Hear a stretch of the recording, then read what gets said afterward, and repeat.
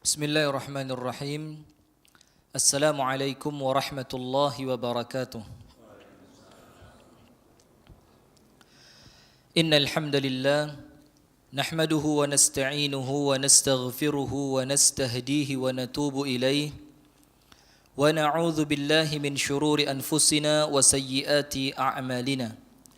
Man yahdihillahu fala mudilla lahu wa man yudlil فلن تجد له وليا مرشدا أشهد أن لا إله إلا الله وحده لا شريك له وأشهد أن محمدا عبده ورسوله صلى الله عليه وعلى آله وأصحابه ومن والاه أعوذ بالله من الشيطان الرجيم يا أيها الذين آمنوا اتقوا الله حق تقاته ولا تموتن إلا وأنتم مسلمون اللهم أنت ربي لا إله إلا أنت خلقتني وأنا عبدك وأنا على عهدك ووعدك ما استطعت أعوذ بك من شر ما صنعت أبوء لك بنعمتك علي وأبوء بذنبي فاغفر لي فإنه لا يغفر الذنوب إلا أنت أمسينا على فطرة الإسلام وعلى كلمة الإخلاص وعلى دين نبينا محمد صلى الله عليه وسلم وعلى ملة أبينا إبراهيم حنيفا مسلما وما كان من المشركين أما بعد. Hadirin sekalian, jamaah pengajian Masjid Darussalam yang semoga senantiasa dirahmati dan diberkahi oleh Allah Subhanahu wa taala. Puji dan syukur alhamdulillah kembali dan senantiasa kita haturkan kepada Allah, di mana atas limpahan nikmat yang Allah karuniakan kepada kita, atas limpahan taufik pertolongan serta bimbingan hidayah Allah, maka sampai di malam hari yang penuh dengan keberkahan ini, pada malam yang ke-7 di bulan Dzulqa'dah, kita kembali dipertemukan oleh Allah dalam majlis yang mulia ini dalam rangka kembali watawasau bil haq watawasau bis sabr. Kita memohon kepada Allah Ta'ala, kita meminta dan kita berdoa kepadanya, semoga apa yang kita niatkan di malam hari ini, semoga apa yang kita lakukan dan kita amalkan di malam hari ini diridhai oleh Allah dan diterima oleh Allah Subhanahu wa taala sebagai suatu ibadah. Amin ya rabbal alamin. Berikutnya, salawat beserta salam semoga tercurah dan terlimpahkan kepada uswah kita, suri tauladan kita dan kekasih kita bersama, Nabi besar, Nabi agung, An-Nabi Muhammad sallallahu alaihi wasallam, beserta seluruh keluarganya, beserta seluruh istrinya, beserta seluruh sahabatnya dan seluruh pengikutnya yang senantiasa setia menjalankan sunnahnya, menjalankan tuntunan dan menjalankan ajarannya ila yaumil qiyamah. Hadirin sekalian yang dirahmati oleh Allah, ibu-ibu dan bapak-bapak sekalian jamaah Masjid Darussalam, sebelum kita lanjutkan kembali bab, masih pada bab mengenai pembantu. Sebelumnya kita akan sampaikan sebagaimana yang kami sampaikan pada majelis-majelis yang lainnya, untuk kita semua agar tetap semangat talabul ilm, agar tetap semangat menuntut ilmu. Karena hadirin sekalian, menuntut ilmu ini bukan supaya kita kemudian menjadi ustadz atau mubaligh, bukan hanya itu. Akan tetapi yang pertama menjadikan kita menuntut ilmu ini karena memang menuntut ilmu ini hukumnya wajib dan tidak kenal usia. Kita menuntut ilmu ini hadirin sebagaimana yang diperintahkan oleh Rasulullah sallallahu alaihi wasallam, talabul ilmi faridatun ala kulli muslimin wa muslimatin. Menuntut ilmu itu hukumnya wajib untuk setiap muslim laki-laki maupun muslimah perempuan. Berarti kalau ada di antara kita yang kemudian meninggalkan talabul ilm, Dia berdosa atau tidak kira-kira? Dosa kalau pakai insya Allah Pak Mul. Kalau meninggalkan menuntut ilmu kira-kira berdosa apa tidak Pak Mul? Berdosa. Dan kadar dosanya itu tergantung keadaannya masing-masing. Apabila ilmu yang ditinggalkan adalah ilmu yang wajib dipelajari, maka tentu dosanya semakin besar. Ilmu yang wajib dipelajari itu ada berapa Pak Mul? Ya Allah.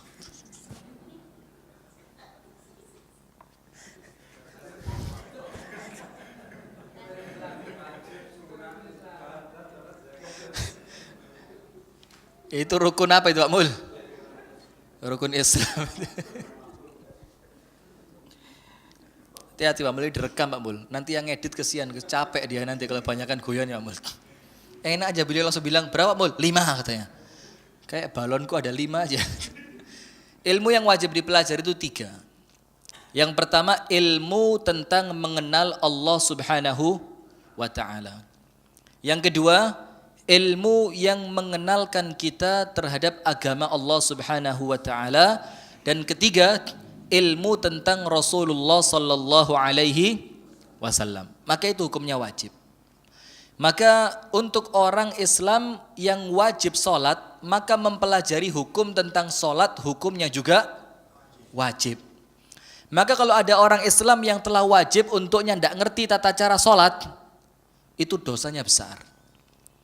Begitu pula untuk orang yang telah memiliki wajib zakat, hartanya telah sampai nisab dan kemudian telah sampai haul 1 tahun, hartanya tidak berkurang bahkan bertambah secara nisabnya, maka orang tersebut wajib mempelajari ilmu tentang zakat. Maka tidak boleh orang kaya tidak ngerti zakat, itu tidak boleh. Wajib orang kaya ngerti tentang zakat. Begitu pula orang yang telah wajib menunaikan ibadah haji, berarti mempelajari ilmu tentang haji untuknya hukumnya menjadi wajib. Nah, maka di sini menuntut ilmu itu karena memang wajib. Dan tidak mengenal usia. Ada beberapa cerita yang menarik mengenai ini. Yang pertama, Al-Imam Ahmad ibnu Hanbal. Imam Ahmad ibnu Hanbal rahimahullahu ta'ala. Beliau ini termasuk ulama madhab yang paling junior. Paling junior. Jadi di antara 4 imam madhab yang lainnya, Imam Ahmad ini yang memang imam yang paling junior di antara yang lainnya. Imam yang pertama Imam Hanafi. Kemudian dilanjutkan dengan Imam Malik. Dilanjutkan dengan Imam Asy-Syafi'i.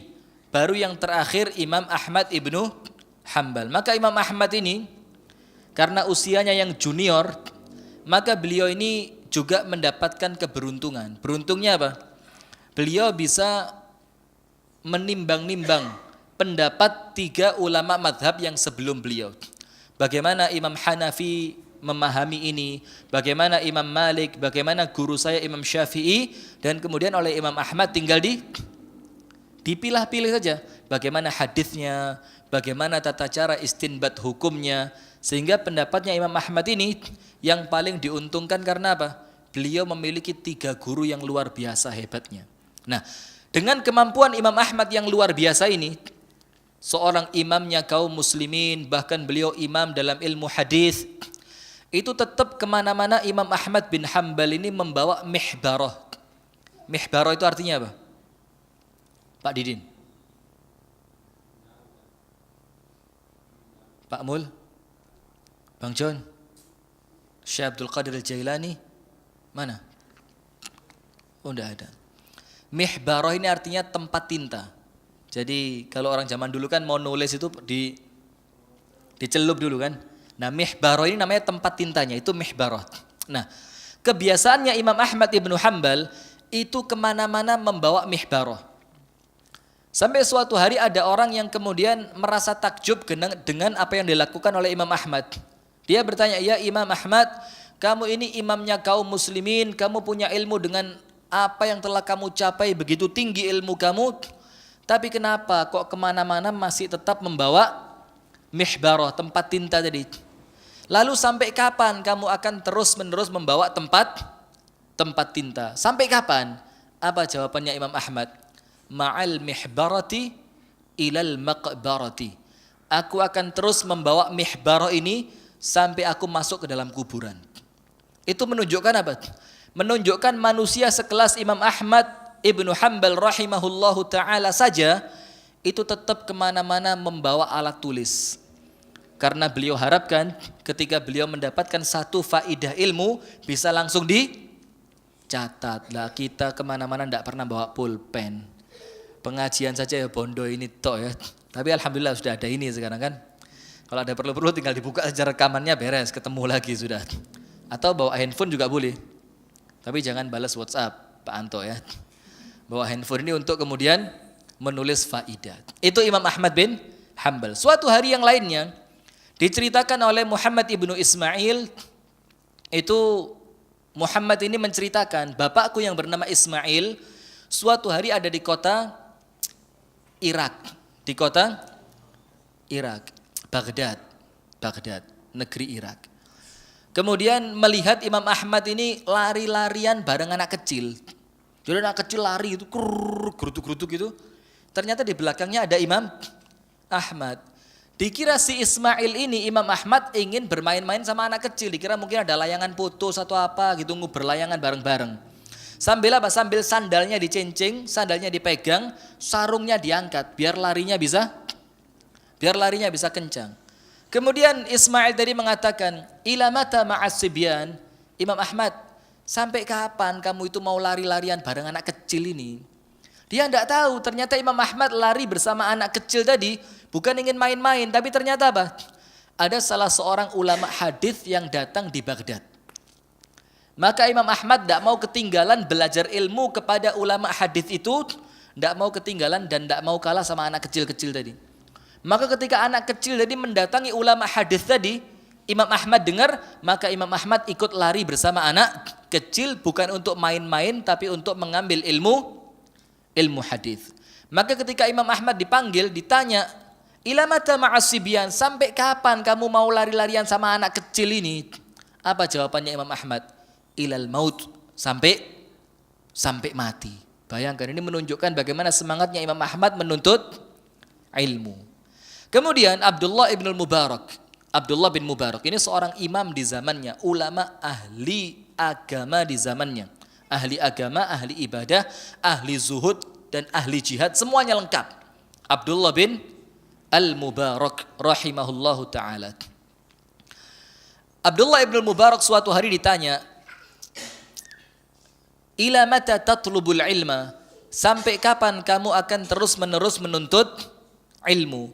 Ini hampir sama pertanyaannya seperti Imam Ahmad. Karena seakan-akan si penanya ini menganggap kamu itu ilmumu wis mentok bun-bunan sudah. Kok masih nyari ilmu terus itu buat apa? Jadi seakan-akan menuntut ilmu itu ada batasnya gitu loh. Kamu itu ilmumu sudah banyak, pengajianmu di mana-mana, hadis yang kamu ketahui telah banyak, kamu ngerti ilmu tafsir, kamu mengerti segalanya, tapi kok masih terus menuntut ilmu? Maka sampai kapan kamu akan belajar? Abdullah ibn Mubarak rahimahullahu ta'ala mengatakan, "Ilal mamati insyaallah." Sampai aku mati insyaallah. Dalam cerita yang lainnya, Abdullah ibn Mubarak ditanya, "Sampai kapan kamu akan terus-terusan menuntut ilmu? Padahal ilmu kamu itu sudah banyak." Apa jawabannya Abdullah bin Al-Mubarak? "Kenapa kok terus-terusan kamu itu menuntut ilmu? Kamu cari apa? Padahal kami tahu ilmu kamu itu telah sempurna, maka apalagi yang kamu cari? Sampai terus-terusan kamu itu menuntut ilmu." Apa jawabannya Abdullah bin Ibnul Mubarak rahimahullahu ta'ala? Dia bilang, "La'alla al-kalimatul lati tanfa'uni lam aktubha ba'd." Boleh jadi justru ilmu yang selama ini aku cari itu belum aku catat, belum aku dapatkan. Maka sampai mati aku akan terus mencari. Karena apa? Boleh jadi justru ilmu yang membawa manfaat untukku sampai saat ini ilmu itu belum aku dapatkan. Maka tidak boleh merasa puas dengan ilmu yang telah kita miliki. Begitu pula untuk kita semua yang merasa sudah jadi mubaligh, sudah merasa jadi ustadz, sudah merasa jadi ulama. Tidak pantas kemudian tidak mau duduk di majelis orang lain. tidak mau mendengarkan ceramah dari yang lainnya, tidak lagi kemudian membaca bukunya, tidak perlu lagi mengkaji kitabnya, itu tidak pantas. Karena kalau ilmu kita ini dibanding Imam Ahmad, ya sak berapa ya?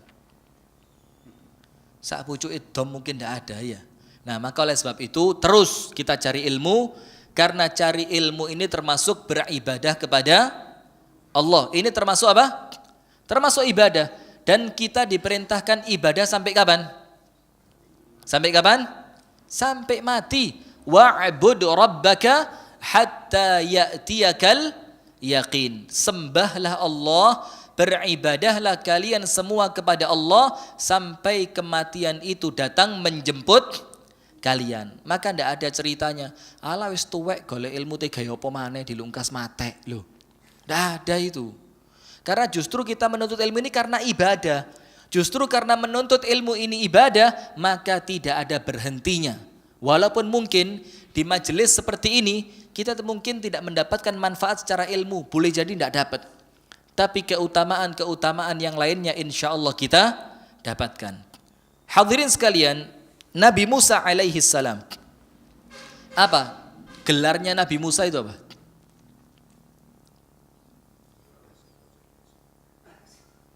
Sudah mangap saya kira mau ngomong tadi.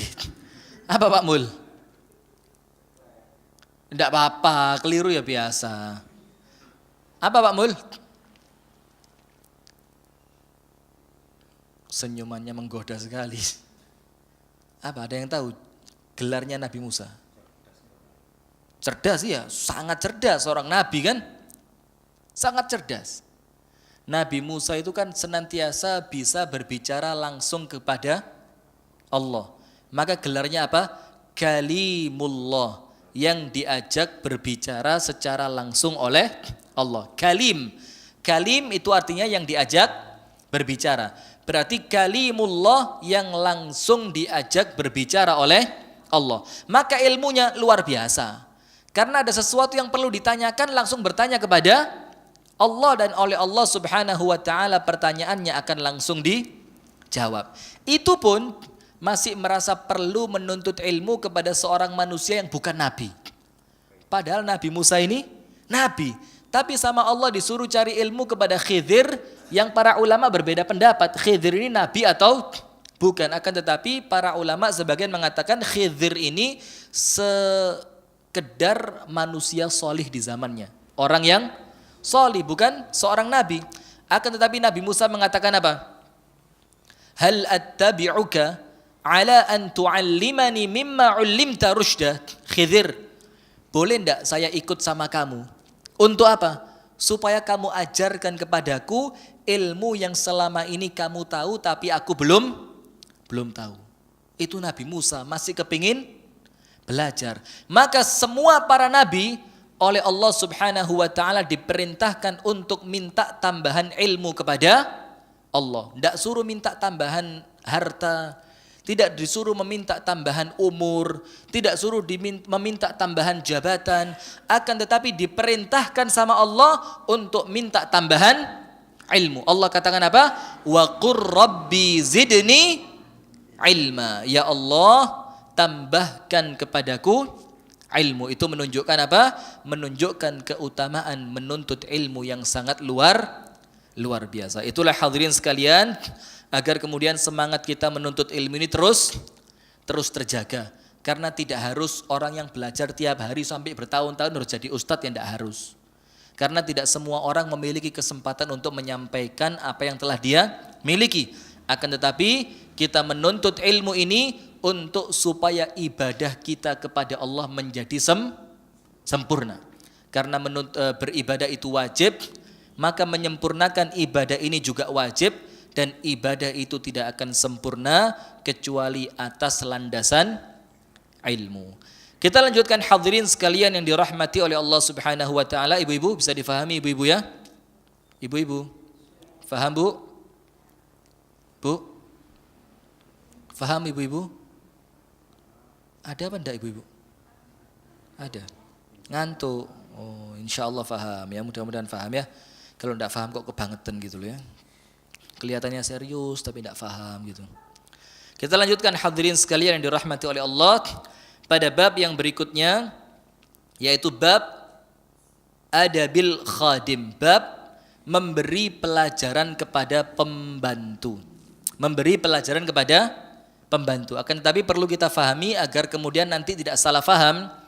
Pembantu yang disebutkan pada hadis ini adalah pembantu yang merupakan seorang abd, budak, seorang budak. Maka nanti Anda akan dengarkan di sini ada sebagian budak yang dipukul. Tapi kalau sekedar pembantu yang bekerja sama kita, antara tuan dengan pembantunya, maka tidak boleh mukul. Tidak boleh mukul. Karena akadnya kita bukan akad seorang tuan dengan budaknya, akan tetapi seorang pekerja kepada tuannya. Maka di sini ada bab adabil khadim, bab memberi pelajaran atau adab kepada pembantu. Haddatsana Ahmad ibn Isa qala haddatsana Abdullah ibn Wahb qala akhbarani Makhramah ibnu Bukairah ibnu Bukair an abihi, dari bapaknya, qala dia mengatakan sami'tu Yazid ibni Abdullah ibni Qusaid qala arsala Abdullah ibn Umar ghulaman lahu. Suatu hari Abdullah bin Umar ini berarti Abdullah putranya Umar bin Al-Khattab radhiyallahu taala anhu wa ardahu. Abdullah ibnu Umar. Dia mengirimkan ghulaman lahu bidhahabin au biwaraqin. Mengirim pembantunya, dalam artian budaknya, itu membawa uang emas dan beberapa uang perak. Fasarafahu, kemudian ini uang tujuannya untuk ditukar, uang emas perak tadi disuruh menukarkan. Fa'anzara bis-sarfi, kemudian ditunggu sampai selesai penukarannya. Faraja'a ilaihi fajaladahu jaldan waji'an. Setelah sampai di rumah, ternyata uang tadi ditukarkan dengan tidak tunai. Ini hati-hati loh ya. Ini karena termasuk riba. Nukarkan emas dan perak tidak tunai itu termasuk riba. Jadi emasnya ditaruh dulu, uangnya beberapa hari kemudian, itu tidak boleh. Atau panjenengan beli emas dulu, emasnya sudah dibawa, ternyata uangnya besok ya, itu tidak boleh. Itu termasuk apa? Termasuk riba itu. Maka Abdullah bin Umar ketika mengetahui pembantunya melakukan pelanggaran, karena ini bahaya ini emas saya kamu tukarkan sementara uangnya masih ditangguhkan, karena ini termasuk riba. Apa yang terjadi? Faraja'a ilaihi fajaladahu jaldan waji'an. Setelah sampai ternyata pembantunya tadi melakukan pelanggaran, dia apa? Dipukul dengan pukulan yang menyakitkan. Dipukul sama Abdullah bin Umar. Kemudian Abdullah bin Umar mengatakan, "Idhhab, pergilah kamu, fakhudhil ladzi li wa la tasrifhu." Balik kamu ke tempat tadi, kembalikan emas saya, tidak pakai ditukarkan, tidak apa-apa. Tidak usah ditukerin. Daripada ditukarkan tapi ternyata penukarannya penukaran yang berhasil riba. Dan mohon maaf, perlu kita ingatkan di masjid ini, dan mungkin ini untuk yang pertama kali kami sampaikan di masjid ini. Dosa riba yang paling ringan itu seperti seorang anak menzinai ibunya. Maka hati-hati, jangan dianggap remeh. Dosa riba itu kalau untuk tempat kita minjemin orang uang, baliknya lebih banyak. Atau kita pinjam ke bank dengan bunga. Atau kita kredit itu ya termasuk, bukan sekedar menjamur, sudah mendarah daging. Bukan sekedar menjamur, mendarah daging. Nanti kita akan ngomong, oh sudah tidak bisa sekarang jual beli tanpa riba, simpan pinjam tanpa riba, tidak bisa. Siapa bilang tidak bisa? Kalau Allah mensyariatkan maka pasti bisa. Maka yang perlu kita perhatikan sekarang koperasi kita itulah hadirin. Ini hati-hati. Kenapa Pak Mul kok senyum-senyum Pak Mul? Senyum kaget apa senyum seneng atau kenapa Pak Mul? Ini maka hati-hati. Karena bank syariah itu kalau betul-betul syariah ya bagus. Tapi kadang-kadang kenyataannya itu namanya tok syariah, mudharabah, murabahah, padahal ternyata lebih parah dibanding riba gitu loh. Ternyata hasilnya itu kalau dihitung-hitung lebih parah pinjam ke syariah dibanding bank konvensional. Maka begini ya sudah kita hindari saja semampu yang kita usahakan. Semampu mungkin, sebisa mungkin. Karena dosanya yang paling ringan saja, itu luar biasa. Seperti seorang anak menzinai ibunya. Berzina tidak kepada ibu, masuk dosa besar. Apalagi yang dizinai adalah ibunya. Maka hadirin kalau memang bisa sudah, tidak ada sangkut paut dengan bang, lakukan sudah. Luwe enak, luwe ayem, luwe tentrem. Itu yang pinjam atau yang Dua-duanya. dua-duanya? Dua-duanya. Sing nyili yo, sing nyili yo yo. Cuma yang meminjami tentu kadar dosanya lebih besar. Kenapa? Karena pinjam meminjam itu asasnya bukan untung, tapi asasnya tolong menolong. Tapi kalau yang minjem ini kemudian yang kadarnya tergantung keadaannya masing-masing. Kenapa? Kadang-kadang kita ini menyampaikan suatu masalah tanpa solusi. Tidak boleh lo ya minjem ke bank, tidak boleh lo ke BPR, tidak boleh lo ke koperasi yang pakai riba, tapi tidak gelem ngutangi. Ngomong tidak boleh tok, tapi ketika dimintai pinjaman, oh yo gak iso rek, kebutuhanku akeh rek, kono nyili nang bank ae. Loh, ini melarang tapi tidak ngasih solusi, kan repot. Nah, tapi kalau orang yang utang itu kadarnya tergantung kedaruratannya masing-masing. Ada orang pinjam ke bank sekedar buat tambahan modal, padahal kalau tidak pakai tambahan modal pun dia tidak akan mati. Sekedar untuk mengembangkan usaha, akhirnya pinjam ke bank A ini yang kadarnya berat ini. Tapi kalau memang terpaksa, sop nyele sopo maneh gitu loh. Tidak ada lagi yang bisa meminjamkan. Sementara kalau saya tidak pinjam ini bakal membahayakan kehidupan saya. Maka itu tetap dosa. Tapi kadarnya kemudian berbeda dengan orang yang tanpa perlu. Maka hati-hati sekali. Dan tidak ada cerita ya, belum ada cerita sampai sekarang. Orang yang berkaitan dengan riba itu kemudian bisa hidupnya bahagia itu tidak ada ceritanya. Wono ai. Penyakit, keluarganya rusak, ditipu orang, kemudian uswono, maka hati-hati sudah hadirin ya, ini nasihat untuk kita bersama ini. Kalau memang bisa dihindarilah, apalagi tidak butuh-butuh terlalu gitu, sekedar buat keren-kerenan tok. Maka lebih bagus hidup sederhana tapi uang sendiri dibanding gaya-gaya kayak toy mentereng tapi ternyata hasil riba. Nanti di neraka disetrika kan repot ya. Ibu-ibu paham ibu-ibu ya? Maka ibu-ibu jangan terlalu nuntut suaminya lah. Oh mas tuh kok no iki mas. Tonggo wis gawe sepeda motor anyar mas kok pancen ngongkeh lah. Nah enggak usah begitu. Maka hati-hati karena kadang-kadang suami ini ya paling berat itu kalau sudah istri yang minta itu loh. Abot. Nabi Adam saja tergoda gara-gara bisikan setan ditambahi Siti Hawa. Maka para istri harus pengertian. Nah, maka di sini hadirin sekalian menunjukkan kepada kita semua bahwasannya apa? Bahwasannya memang kalau memang itu budak kita dan dia melakukan kesalahan maka boleh diingatkan. Bahkan sampai Abdullah bin Umar saja mengingatkannya itu gara-gara saking geremnya, saking apa? Saking gemesnya dulu. Seakan-akan ini pembantu tak kandani lek ngono gak oleh kok pancet dilakoni. Maka sampai apa yang terjadi akhirnya? Sampai dipukul dengan pukulan yang menyakitkan. Akan tetapi nanti ada hadis yang berikutnya, barang siapa memukul budaknya sampai sakit, maka kafarohnya apa? Disuruh membebaskan budaknya. Nah, itu maka harus seimbang ya. Hadis yang berikutnya. Jadi hadisnya Abdullah bin Umar tadi menunjukkan kepada kita bahwa pembantu itu boleh diberi pelajaran. Jangan dibiarkan. Kalau dia salah ya diingatkan. Bahkan Abdullah bin Umar sampai memukulnya.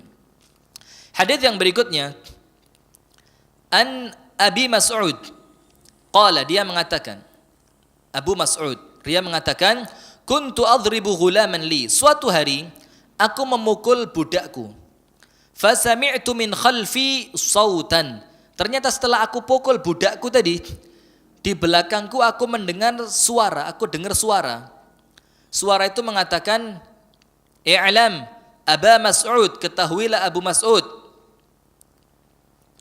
Allahu aqdaru alaika minka alaih. Allah lebih mampu terhadapmu dibanding kemampuanmu terhadap budakmu. Maksudnya apa? Kamu pukul budakmu. Tapi ingat, Allah kuat balas dendam sama kamu melebihi kekuatan kamu memukul budakmu. Diingatkan seperti itu. I'lam Aba Mas'ud, ingatlah Aba Mas'ud, ketahuilah bahwa Allah itu mampu terhadap kamu melebihi kemampuanmu terhadap budakmu. Faltafattu fa idza huwa Rasulullah sallallahu alaihi wasallam. Ketika aku lihat, siapa ini kok berani mengingatkan, ini sopo orangnya yang ngomong itu siapa? Ternyata ketika aku lihat, ternyata yang berbicara itu adalah Rasulullah sallallahu alaihi wa ala alihi wa sahbihi wasallam. Qultu, aku katakan, setelah aku lihat ternyata yang ngomong adalah Rasulullah, maka aku katakan, ya Rasulullah, wahai utusan Allah, fahuwa hurrun liwajhillah. Ya Rasulullah, karena aku telah memukulnya, maka lihatlah sekarang budakku tadi aku bebaskan karena mengharapkan ganjaran dari Allah. Bukan gara-gara apa-apa, tapi aku bebaskan dia gara-gara aku mengharapkan ganjaran dari Allah. Seakan-akan Abu Mas'ud ini merasa apa?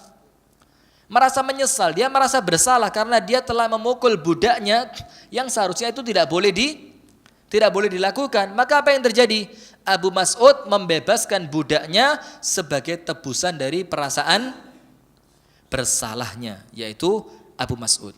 Kemudian Rasulullah mengatakan apa? Faqala, Rasulullah mengatakan, ama law lam taf'al lamassatkan nar. Kalau tidak kamu lakukan, pasti kamu dihukum sama Allah dengan api neraka. Berarti apa? Karena kamu telah bebaskan budakmu, maka hukuman buat kamu sama Allah dihilangkan.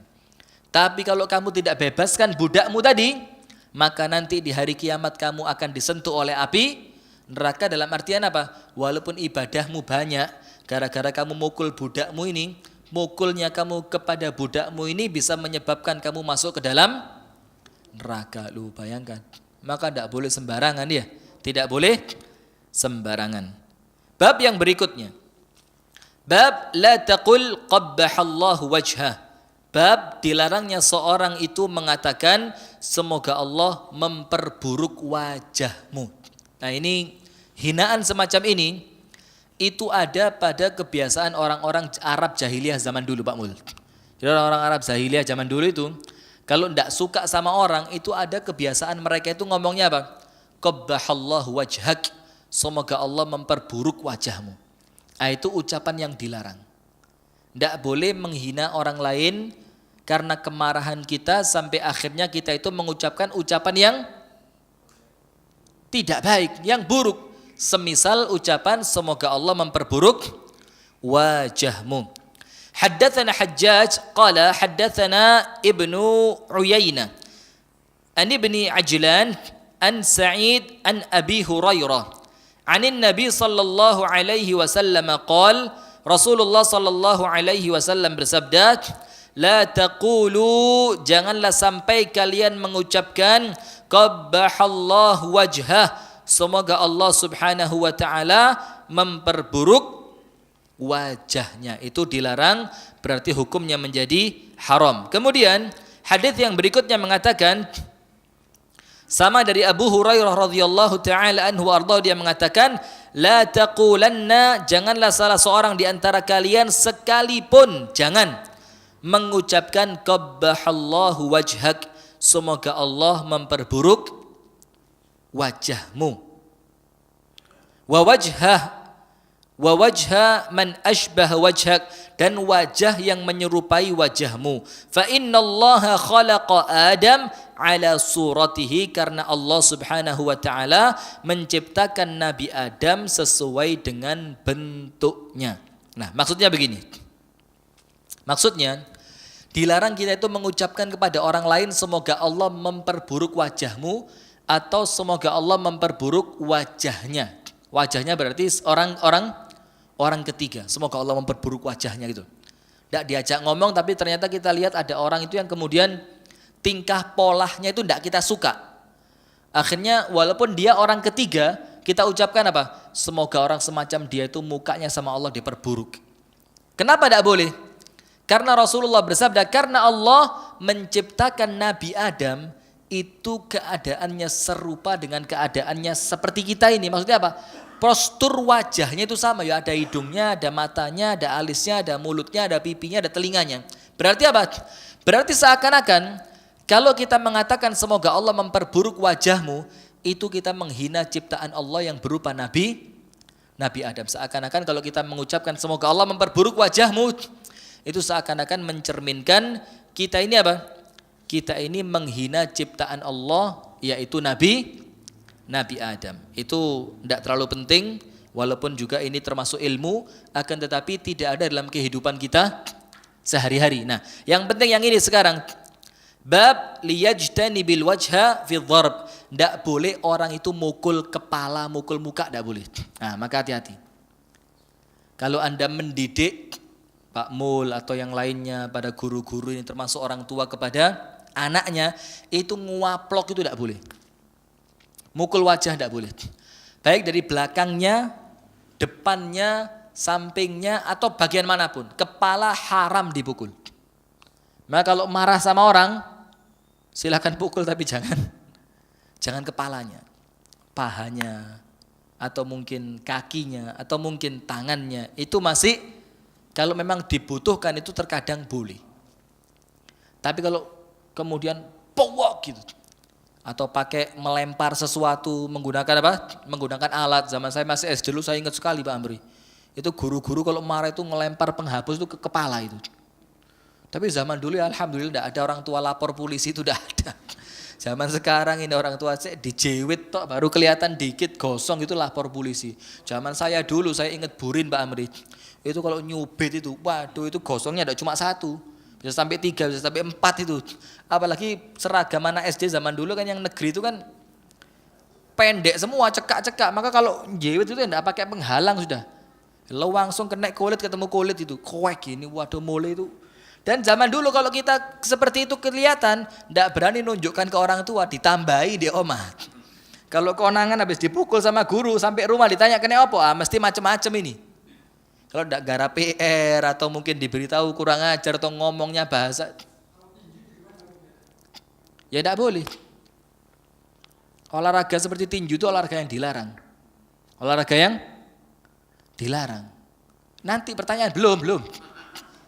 Termasuk tidak boleh, itu pertanyaan termasuk olahraga yang dilarang karena apa? Memukul kepala. Nah kalau zaman dulu malah ketahuan orang tua ditambahi hukumannya. Oh mbak guru gak manut gitu, tambahi.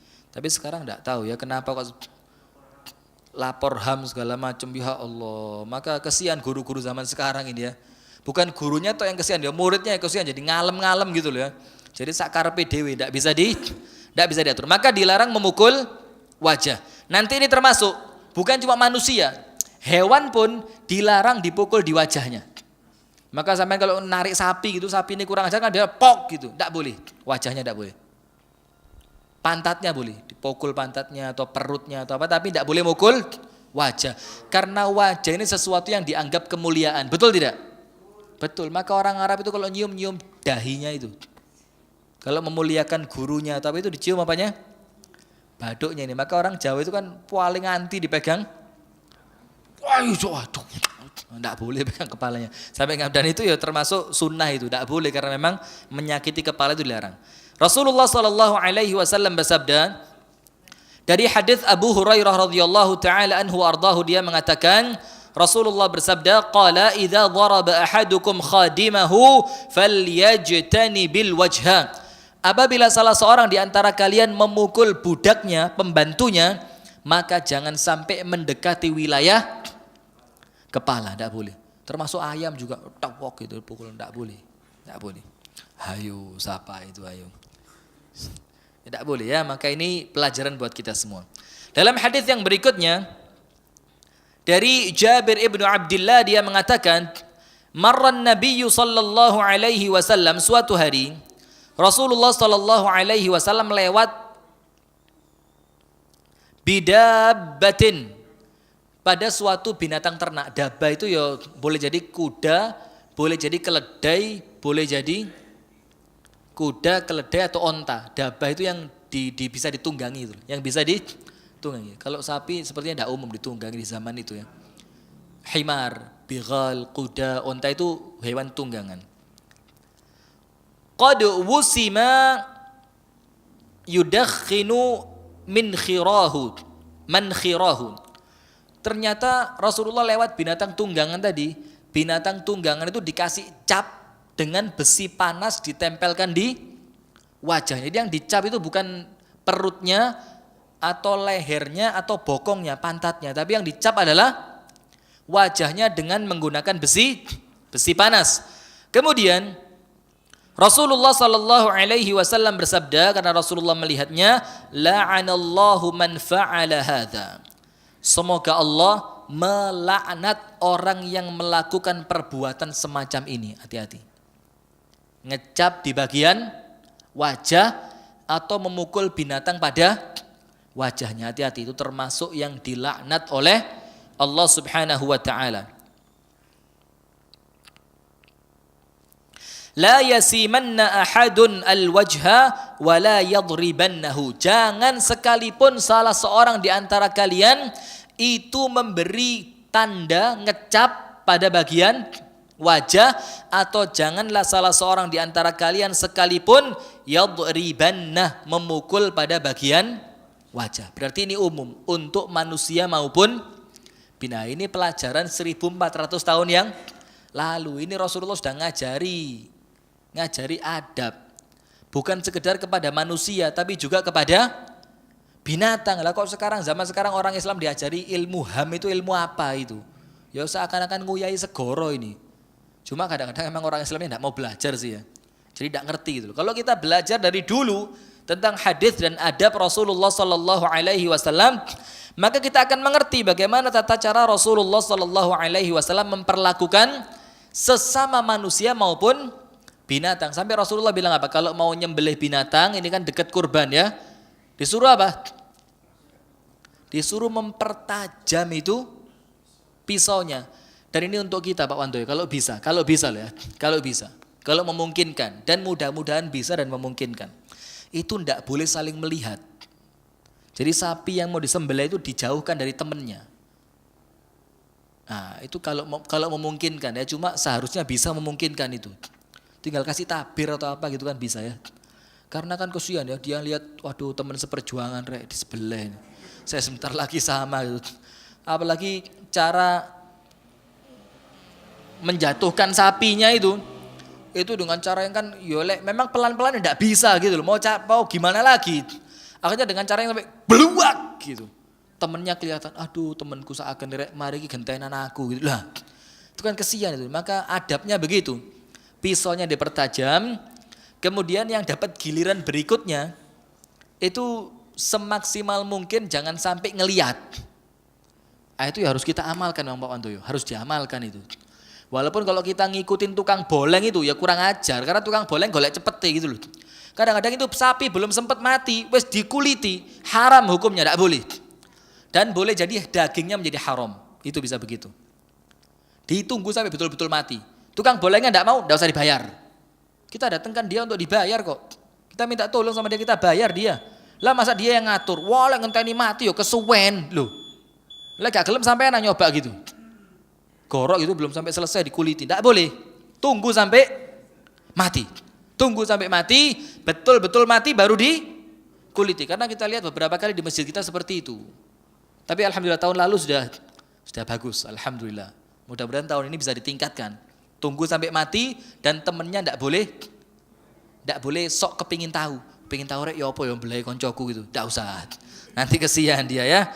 Maka itu ini termasuk yang penting. Insyaallah kita lanjutkan pada pertemuan berikutnya mengenai hukuman untuk orang yang memukul budaknya di wajahnya. Hukumannya apa? Disuruh membebaskan. Tapi kalau guru mukul muridnya sekali-sekali dikeluarkan Pak Mul. Sudah keluar dari dulu Pak Mul.